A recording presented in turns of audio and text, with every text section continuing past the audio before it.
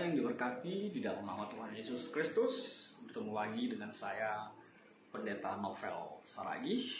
Firman Tuhan yang menyapa kita tertulis di dalam 1 Petrus pasal yang kedua, ayat yang pertama sampai ayat yang kelima. Sebaiknya kita bersatu dalam doa. Bapa di dalam sorga, kami teramat percaya Engkau menyatukan kami di dalam persekutuan di dalam nama-Mu. Sebab itu kami tidak dibatasi ruang, waktu, dan tempat. Sebab kami teramat percaya Tuhan hadir di tengah-tengah kami. Satu kerinduan kami mau dengar-dengar akan firman. Maka berfirmanlah Engkau Tuhan, sebab kami siap untuk menerima. Amin. Saudara yang diberkati di dalam nama Tuhan Yesus Kristus, firman Tuhan seperti yang saya sebut tadi tertulis dalam 1 Petrus pasal yang kedua, ayatnya yang pertama sampai ayatnya yang kelima. 1 Petrus 2 ayat 1 sampai ayat yang kelima. Begini firman Tuhan. Saya bacakan. Yesus Kristus batu penjuru. Karena itu buanglah segala kejahatan, segala tipu muslihat, dan segala macam kemunafikan, kedengkian, dan fitnah. Dan jadilah sama seperti bayi yang baru lahir, yang selalu ingin akan air susu yang murni dan yang rohani, supaya olehnya kamu bertumbuh dan beroleh keselamatan. Jika kamu benar-benar telah mengecap kebaikan Tuhan, dan datanglah kepadanya, batu yang hidup itu, yang memang dibuang oleh manusia, tetapi yang dipilih dan dihormat di hadirat Allah. Dan biarlah kamu juga dipergunakan sebagai batu hidup untuk pembangunan suatu rumah rohani bagi suatu imamat kudus, untuk mempersembahkan persembahan rohani yang karena Yesus Kristus berkenan kepada Allah. Demikian firman Tuhan. Saudara yang diberkati di dalam nama Tuhan Yesus Kristus, bersukacita. Pastilah ya, sudah hampir sebulan barangkali berada di dalam rumah, berada ya menikmati segala sesuatu dan kebersamaan di tengah-tengah rumah, di tengah-tengah keluarga. Tapi itulah indahnya hidup di dalam karya Tuhan, bahwa dimanapun tempatnya, asal Tuhan ada di sana, kita pasti mengalami sukacita. Amin. Jawablah. Amin. Iya, saya tahu kita semua dalam sukacita penuh bersama dengan Tuhan Yesus Kristus.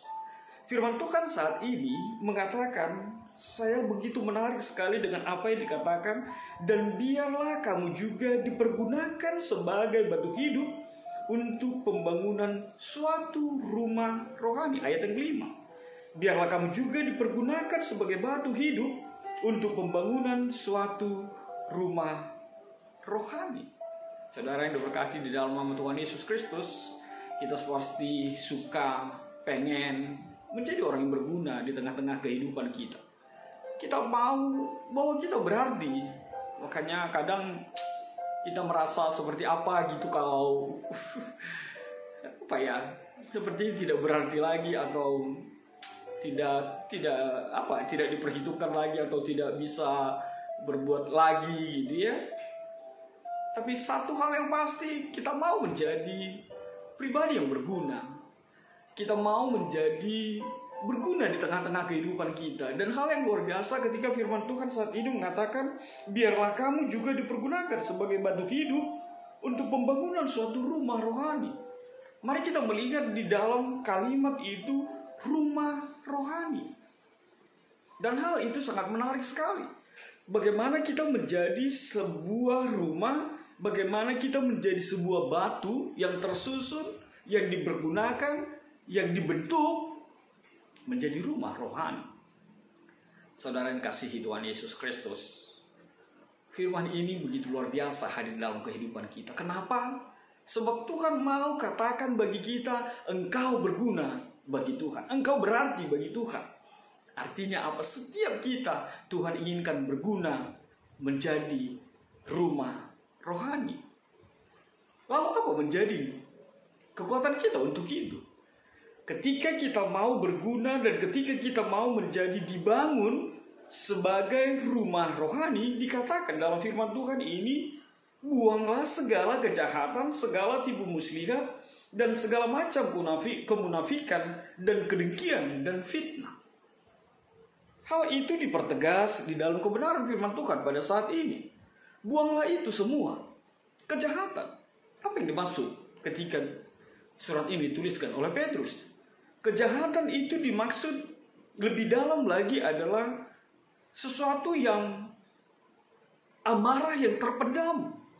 Sesuatu, ya katakanlah, dendam yang membara di tengah-tengah kehidupan kita, itu yang harus dibuang. Kejahatan yang dimaksud di dalam firman Tuhan ini adalah kejahatan yang bersifat dendam.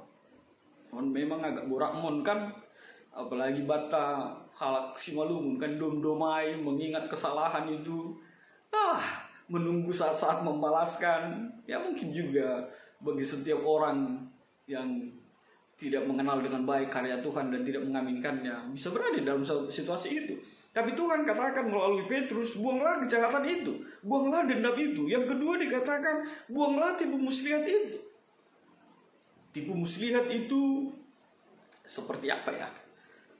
Ada kemarin kita ngobrol-ngobrol sama seseorang, kita ngobrol-ngobrol, kayaknya aku nggak hobi lah menjual sesuatu katanya, atau memperdagangkan sesuatu, karena memang geli sekali. Dulu aku pernah pendeta resort di Tanjung Beringin. Jadi aku pernah beli ikan gitu ya, ikan mujair ya, di pinggir jalan di pertigaan itu. Ya memang kita tawar-menawar apa segala macam gitu ya. Sampai akhirnya, enggak, modalku segini. Itu aja aku kena samamunya. Aku jual begitu katanya. Terus aku bilang sama yang ini, loh, emang kita kenal inang, gue bilang. Oh enggak memang katanya, tapi karena sama bapaknya aku jual begitu. Loh, kok emang siapa aku gitu ya.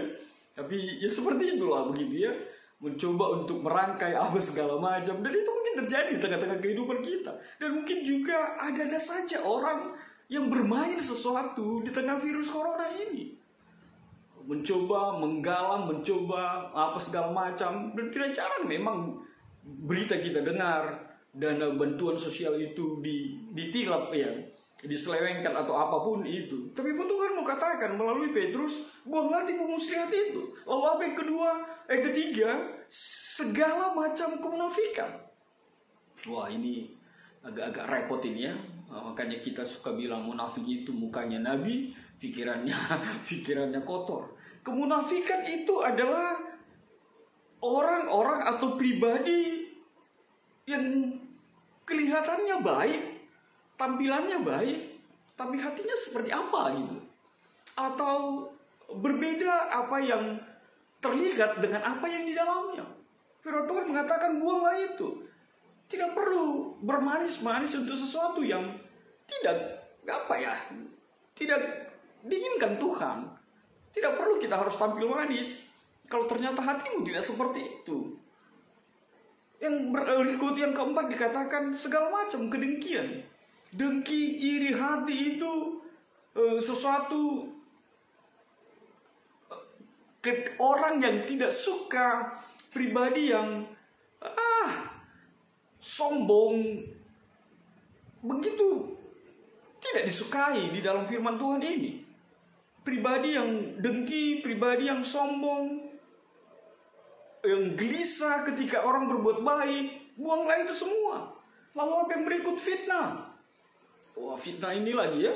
Saya baru dengar bahwa di satu daerah gitu, bahwa kasus yang paling banyak di situ adalah pencemaran nama baik katanya. Saling memfitnah, saling menjelekkan, saling melukai, memfitnah. Bahkan dikatakan fitnah itu lebih kejam dari fitness. Fitnah itu lebih kejam dari pembunuhan. Tapi firman Tuhan mengatakan bahwa ketika engkau ingin menjadi rumah rohani, buanglah fitnah itu. Segala macam kedengkian, segala macam kemunafikan, segala macam tipu muslihat, segala macam kejahatan. agar engkau menjadi rumah rohani Tuhan. Lalu firman Tuhan mengatakan di tengah-tengah kehidupan kita, jadilah dan jadilah sama seperti bayi yang baru lahir, yang selalu ingin akan air susu yang murni dan yang rohani, supaya olehnya kamu bertumbuh dan beroleh keselamatan. Setelah kita membuat semua itu, dan jadilah sama seperti bayi yang baru lahir. Hanya suka yang murni, hanya suka yang rohani. Nah, ini luar biasa ya. Jadi bukan hanya bicara tentang murni, tapi juga rohani. Firman Tuhan mau katakan di tengah-tengah kehidupan kita, bahwa setiap kita bukan hanya bicara tentang tubuh kita semata. Bukan bicara tentang kedagingan semata, tapi rohanimu. Tapi rohmu. Roh yang selalu merindukan Tuhan, roh yang selalu dekat dengan Tuhan di tengah-tengah kehidupan kita. Jadilah seperti seorang bayi yang murni dan suka yang rohani.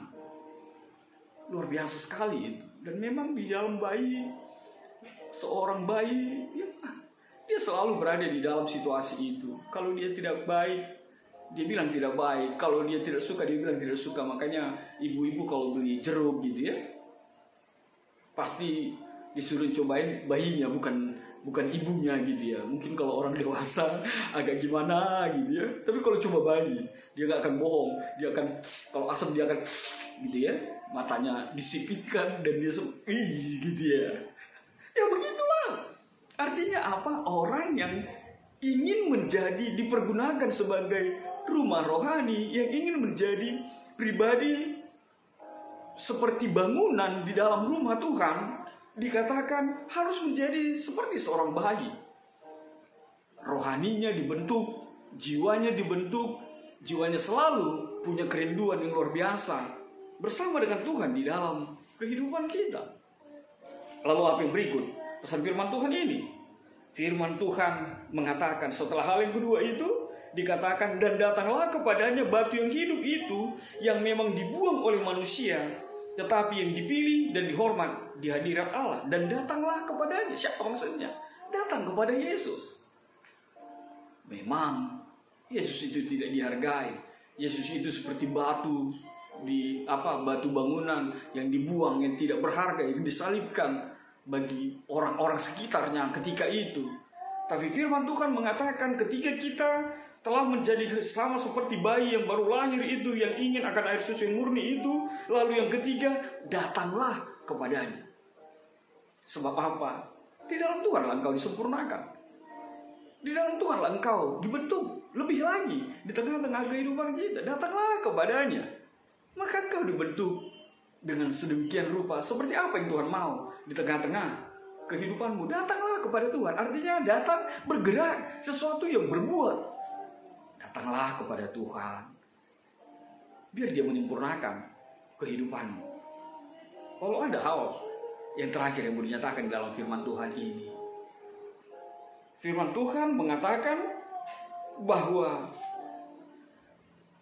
untuk mempersembahkan persembahan rohani yang karena Yesus Kristus berkenan kepada Allah. Apa yang mau dinyatakan dalam situasi itu? Hanya orang yang mengecap, sekali lagi, hanya orang yang mengecap kebaikan Tuhan, yang mengecap, yang merasakan kasih karunia Tuhan, yang hidup di dalam kebenaran firman Tuhan, akan menjadi pribadi yang seutuhnya di dalam Tuhan. Dia akan menjadi rumah yang kokoh. Setiap pribadi yang mengecap kebaikan Tuhan. Makanya asik sekali itu kan, ketika lagu rohani itu mengatakan, kecaplah dan lihatlah. Ya, menarik sekali kenapa dikatakan pakai kata kecap. Apa ya, kok jadi batang banget ya. Kecaplah. Kenapa tidak dibilang teguk atau apa lah itu ya, minum banyak-banyak. Tapi dikatakan adalah orang yang mengecap. Mengecap itu kan sedikit ya. sedikit gitu, tapi sangat bermakna.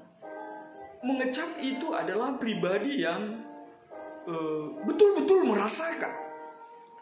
Memang sedikit, tapi mengecap itu tidak hanya punya indera pengecap saja, tidak hanya untuk merasa saja, tapi juga dibutuhkan pikiran, dibutuhkan hati, dibutuhkan rasa itu, tes itu. Makanya dikatakan hanya orang yang mengecap kebaikan Tuhan, hanya orang yang mengecap karya Tuhan, keselamatan yang dari Tuhan, yang semakin dibentuk hari lepas hari. Dan dia akan selalu merindukan hatinya, jiwanya, tubuhnya selalu rindu kepada Tuhan. Maka firman Tuhan mengatakan, kecaplah dan lihatlah betapa baik, betapa luar biasa kebaikan Tuhan dalam kehidupan kita. Bahkan ketika setiap orang mengatakan bahwa virus corona ini mematikan, kalau Tuhan bilang tidak mematikan, maka kita tidak akan mati. Kalau Tuhan bilang kita sehat, kapanpun kita akan sehat. Mau virus apapun yang terjadi, ada di sekitar kita. Kalau Tuhan bilang kita selamat di dalam nama-Nya. Amin. Tuhan memberkati kita semua. Kita bersatu dalam doa. Bapa di dalam surga, ini kami Tuhan dengan seluruh keberadaan kami. Biarlah kami menjadi pribadi yang Engkau inginkan, pribadi yang Engkau rindukan, sehingga kami menjadi rumah rohani, dan kami selalu mampu mengecap kebaikan-Mu hari lepas hari, seperti seorang bayi yang memerlukan susu murni, yang memerlukan sesuatu yang rohani, selalu rindu akan kebaikan Tuhan. Itulah pribadi yang menyenangkan Tuhan dalam hidup kami. Dalam kasih-Mu kami berdoa dan mengucap syukur. Amin.